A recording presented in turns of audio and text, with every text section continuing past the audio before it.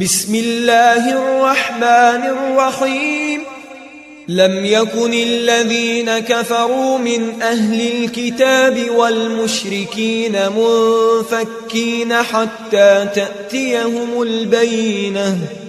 رسول من الله يتلو صحفا مطهرة فيها كتب قيمة وما تفرق الذين أوتوا الكتاب إلا من بعد ما جاءتهم البينة وما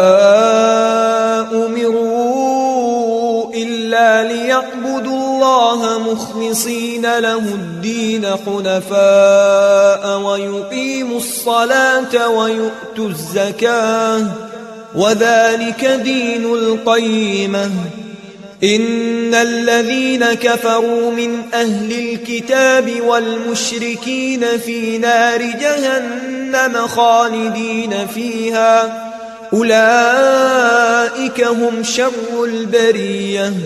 إن الذين آمنوا وعملوا الصالحات أولئك هم خير البرية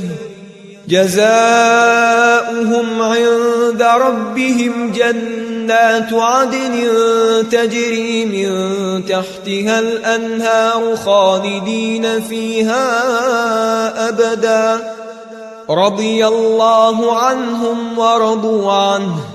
ذلك لمن خشي ربه